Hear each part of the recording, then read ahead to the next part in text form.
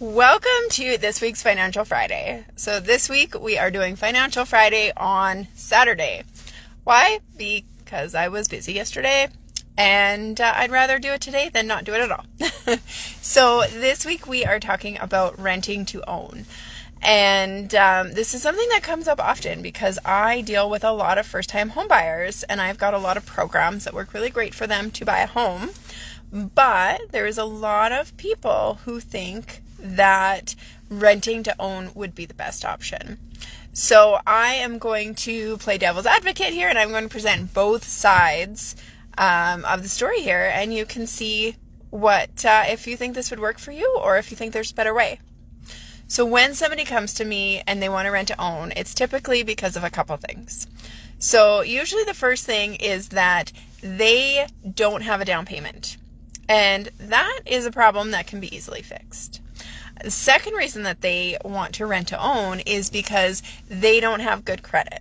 And the only thing that will fix that is time and hard work. So I can understand why somebody would think that that would be something that a rent to own would be the only option.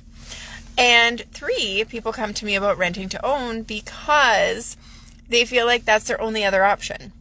That it's almost impossible to get a mortgage and that they have no other options. So they might as well settle for something that they don't like and just try renting to own. Now, on the flip side, what I have seen from sellers that are willing to do rent to own is that they've tried selling their property and that they just haven't been able to sell it.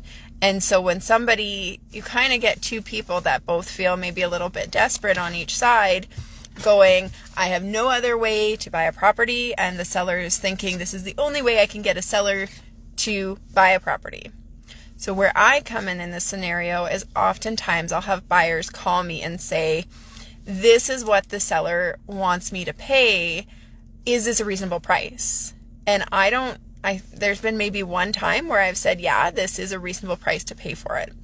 Oftentimes the sellers are asking for way more money to cover any potential issues, right? And so it doesn't end up working out to be a great deal for the buyer.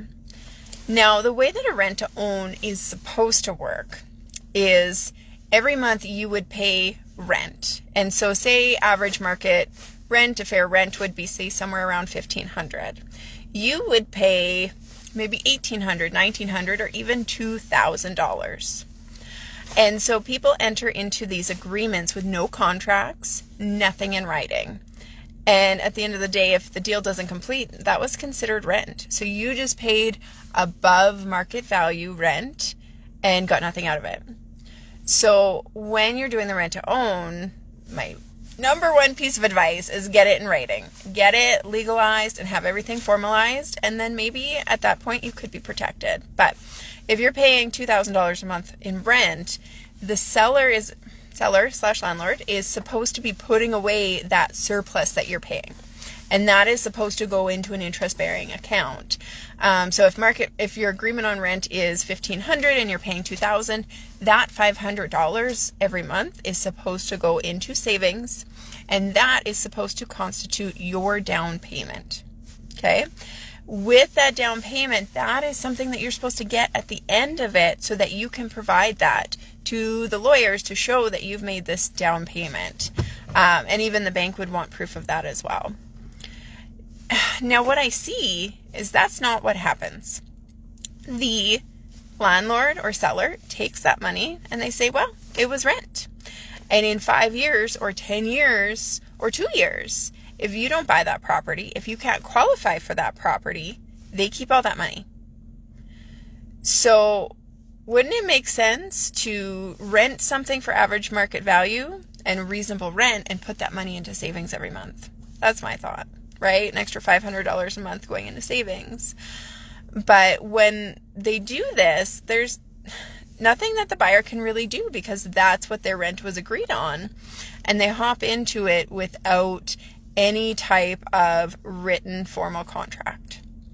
So if this is something that you have been thinking about, if you've been thinking about rent to own, I have a couple things that I urge you to do. One, never enter into an agreement like this without having everything written into a contract.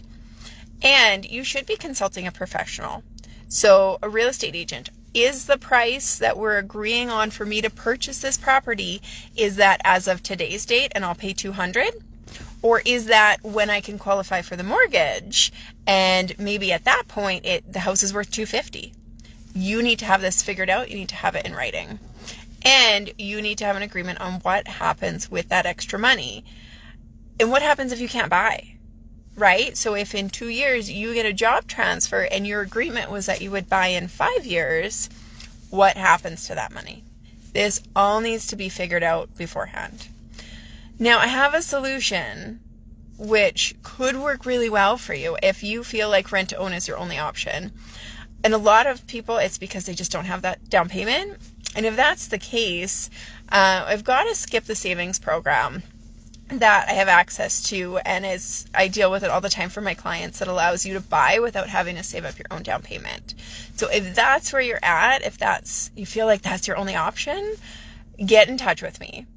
But if it's the credit issue, I've got tons of videos on here that can help you fix your credit issues. There is credit specialists out there as well that can help too.